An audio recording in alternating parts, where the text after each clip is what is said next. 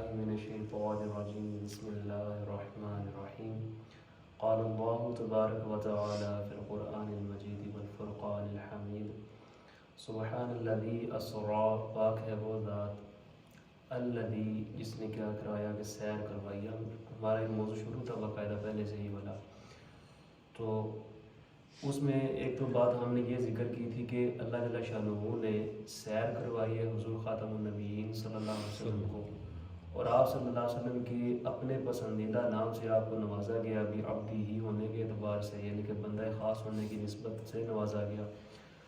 اور پھر آپ صلی اللہ علیہ وآلہ وسلم کو رات کے مختصر حصہ میں سیر کروائی گئی، اور پھر جو سیر کروائی گئی اس کی جو ابتدا کی گئی تھی وہ مسجد حرام سے مسجد اقصیٰ تک تھی. اب مسجد حرام تک کا جو اور اس کے بعد جو مسجد اقصیٰ تک کا منظر تھا وہ ہم نے کل ذکر کیا تھا. اب اللہ جل شانہ نے مزید اپنے نبی حضور خاتم النبیین بندہ خاص صلی اللہ علیہ وآلہ وسلم کو اپنی مزید قدرت کی نشانیاں دکھانی تھی. اور اللہ تعالیٰ نے فرمایا کہ الذی بارکنا حولہ لنریہ من آیاتنا، اور ہم نے بابرکت بنا لیا اپنے بندہ خاص کے گرد و نواح کو تاکہ دکھائیں ہم اپنے بندہ خاص کو اپنی قدرت کی نشانیاں، یعنی کہ مزید قدرت کی نشانیاں، مزید بلندیاں، مرتبے اور مقام سے نوازنے کے لیے اللہ جل شانہ نے اس کے بعد پھر جب مسجد اقصیٰ سے مسجد اقصیٰ تک پہنچ گئے تو اس کے بعد اللہ جل شانہ نے آپ صلی اللہ علیہ وسلم کے لیے ایک معراج بھیجی. معراج کا اصل معنی ہوتا ہے سیڑھی، ٹھیک ہے. یہ آپ صلی اللہ علیہ وسلم شاہ فرماتے کہ اتنی نورانی سیڑھی تھی، اتنی خوبصورت سیڑھی کہ جس کو آج تک کسی مخلوق نے دیکھا ہی نہیں ہے. اس قدر خوبصورت سیڑھی ہے یہ. اور اس کے یہ وہ سیڑھی ہے جس وقت آپ دیکھتے ہیں کہ ایک بندہ اس کی آنکھیں جب روح نکل جاتی ہے بالکل آسمان کی طرف ٹک ٹکی لگا کے دیکھ رہا ہوتا ہے، اس سیڑھی کے اوپر چڑھ کے وہ عالم ارواح تک پہنچتی ہے. تو پھر آپ صلی اللہ علیہ وآلہ وسلم حضرت جبرائیل امین اس سیڑھی کے اوپر چڑھ کر آسمان دنیا یعنی کہ جو پہلا آسمان ہے وہاں تک گئے. اور جو آسمان دنیا ہے پہلی زمین جو کہ جس پر ہم رہ رہے ہیں، اور جو آسمان دنیا ہے سامنے والا جو پہلا آسمان ہے، اس کے درمیان کی جو مسافت ہے وہ آپ صلی اللہ علیہ وسلم نے یہ بیان فرمائی کہ یہ 500 سال اگر تیز رفتار گھوڑا دوڑ کر جائے تب یہ مسافت طے ہوتی ہے. اسی طرح پھر ہر آسمان کے درمیان 7 آسمان ہیں اور 7 ہی زمینیں ہیں. پھر ہر آسمان اور ہر زمین کے درمیان 500 سال کی مسافت ہے. اب آپ صلی اللہ علیہ وآلہ وسلم اور حضرت جبرائیل امین اس سیڑھی کے اوپر چڑھ کے جو کہ نورانی سیڑھی تھی، آپ چڑھ کے پہلے آسمان پہ جاتے ہیں. وہاں پہ جا کے ایک دربان فرشتہ موجود تھا وہاں پہ، اور اس کا نام اسماعیل تھا، اور اس کے ماتحت 70,000 فرشتے تھے، اور ہر 70,000 فرشتے جتنے بھی تھے ہر فرشتے کے ماتحت 1 لاکھ فرشتہ تھا. اب یہ منظر تو صرف پہلے آسمان کا ہے، اور اس کے علاوہ پھر 7 آسمان، پھر سدرۃ المنتہا، پھر لامقام. تو پھر کتنا اللہ جل شانہ کا لشکر ہوگا اس کا اندازہ ہم نہیں لگا سکتے. وہ اس کو بڑے واضح لفظوں میں اللہ جل شانہ نے قرآن میں ارشاد فرمایا کہ وما یعلم جنود ربک الا هو، کہ اللہ جل شانہ کے لشکر کے جو تعداد ہے اس کو اس کے سوا کوئی نہیں جانتا. تو پھر جب آپ صلی اللہ علیہ وسلم اور حضرت جبرائیل امین وہاں پہ پہنچ گئے تو دروازہ جب کھٹکھٹایا گیا، حضرت جبرائیل امین نے دروازہ کھٹکھٹایا اجازت لینے کے لیے کہ تاکہ وہ اندر داخل ہو سکیں. تو پھر فرشتے نے کہا کہ کون ہے؟ انہوں نے کہا کہ جبرائیل. پھر انہوں نے کہا کہ آپ کے ساتھ کون ہے؟ انہوں نے کہا کہ نبی کریم صلی اللہ علیہ وآلہ وسلم. وہ کہتا ہے کہ کیا انہیں بلایا گیا؟ تو وہ جبرائیل امین کہتے ہیں جی بالکل انہیں بلایا گیا. تو پھر آپ صلی اللہ علیہ وآلہ وسلم اور جبرائیل امین علیہ السلام دونوں اندر داخل ہو جاتے ہیں پہلے آسمان کے.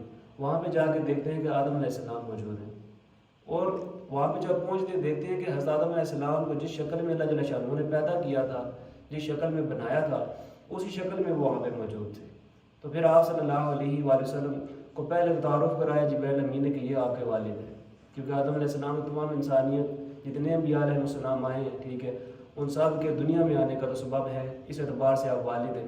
اور اس اعتبار سے کیا کیا کہ حضرت جبرائیل امین نے کہا کہ آپ اپنے والد کو سلام کیجیے. اب یہاں پہ دیکھیں یہاں پر بھی انبیاء کے امام ہیں، سید المرسلین ہیں، اس کے باوجود ادب کا تقاضا وہ یہاں پہ بھی سکھایا جا رہا ہے، ٹھیک ہے، کہ آپ اپنے والد کو کیا کریں، سلام کریں. جا انہوں نے پھر سلام کیا. پھر ساتھ ہی حضرت آدم علیہ السلام کھڑے ہو جاتے ہیں، وہ پھر ان کو ویلکم کرتے ہیں، خوش آمدید کرتے ہیں، آپ کا نام مبارک ہو، پیارے نبی، پیارے بیٹے.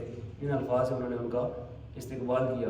اور اس کے بعد پھر آپ صلی اللہ علیہ وآلہ وسلم فرماتے ہیں کہ میں نے دیکھا کہ آدم علیہ السلام کی دائیں جانب بہت سارے لوگ ہیں جو کہ ہنس رہے ہیں سیدھی سائڈ میں، اور اسی طرح الٹی جانب بہت سارے لوگ ہیں جو کہ رو رہے ہیں. تو میں نے جبرائیل امین سے پوچھا کہ یہ کیا وجہ ہے ان کے رونے کی؟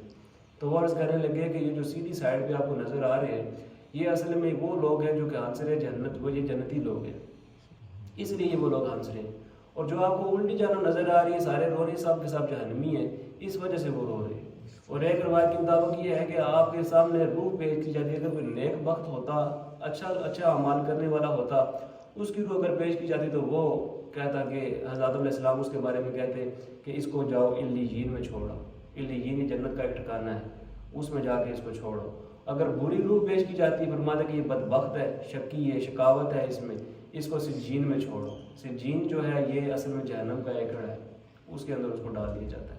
تو آپ صلی اللہ علیہ وآلہ وسلم فرماتے ہیں کہ پھر میں آگے تھوڑا سا چلا، میں نے دیکھا کہ نہایت ہی خوبصورت بہترین بنا ہوا بھنا ہوا لذیذ مزیدار گوشت پڑا ہوا ہے، اس کا دسترخوان پورا لگا ہوا ہے۔ لیکن دوسری جانب میں دیکھتا ہوں کہ ایک نہایت ہی گلا سڑا بدبودار قسم کا گوشت پڑا ہوا ہے۔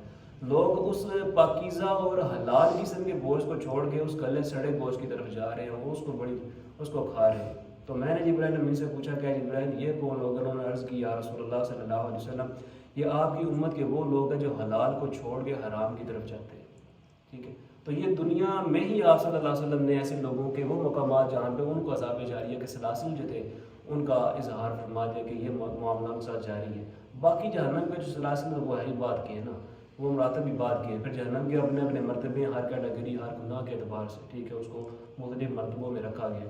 اور اس کے بعد آپ صلی اللہ علیہ وآلہ وسلم ارشاد فرماتے ہیں کہ میں تھوڑا اور آگے گیا، میں نے دیکھا بہت سارے لوگ ایسے ہیں کہ جن کے جو پیٹ ہیں لوگوں کے وہ کوٹڑیوں کی طرح ہیں، وہ اگر گر جاتے ہیں تو پھر اللہ جل شانہ سے وہ فریاد کرتے ہیں کہ یا اللہ تو قیامت قائم نہ کر۔ اب چونکہ ان کو منظر جو قیامت کا تھا وہ سامنے تھا کہ اتنا سخت عذاب صرف ہمارے لیے یہ بنا ہوا ہے، ہم اگر گر جاتے ہیں ہم سے کھڑا نہیں ہونے پا رہا ہوتا، اور پھر جہنم میں چلے جائیں گے تو پھر اس کا کون سا عذاب ہوگا۔ تو پھر آپ صلی اللہ علیہ وآلہ وسلم جبرائیل امین سے پوچھتے ہیں کہ جبرائیل یہ کون لوگ ہیں؟ تو وہ عرض کرتے ہیں کہ یا رسول اللہ صلی اللہ علیہ وآلہ وسلم یہ آپ صلی اللہ علیہ وسلم کی امت کے وہ لوگ ہیں جو سود کھایا کرتے ہیں۔ اور اس کے بعد پھر آپ صلی اللہ علیہ وآلہ وسلم تھوڑا سا اور آگے جاتے ہیں تو آپ صلی اللہ علیہ وسلم دیکھتے ہیں کہ بہت سارے لوگ ایسے ہیں کہ جن کے ہونٹ اونٹوں کے ہونٹوں کی طرح ہیں، ان کے منہ میں پتھر ڈالے جاتے ہیں، وہ پتھر ان کے پیٹ میں سے نکل کر ان کے پچھلے حصے سے نچلے دھڑ سے باہر نکل جاتے ہیں۔ تو پھر میں نے پوچھا حضرت نبی کریم صلی اللہ علیہ وسلم فرماتے ہیں جبرائیل امین سے کہ یہ کون لوگ ہیں؟ تو انہوں نے کہا کہ یہ آپ صلی اللہ علیہ وسلم کی امت کے وہ لوگ ہیں جو دنیا میں رہتے ہوئے یتیم لوگوں کا مال کھایا کرتے تھے، اصل میں وہ اپنے پیٹوں میں آگ بھر رہے تھے، ان قریب یہ لوگ جہنم میں داخل ہو جائیں گے۔ اور اس کے بعد پھر آپ صلی اللہ علیہ وسلم تھوڑا سا آگے تشریف لے کے جاتے ہیں، آپ دیکھتے ہیں کہ بہت ساری عورتیں ہیں جو کہ الٹا ان کو لٹکایا گیا ہے۔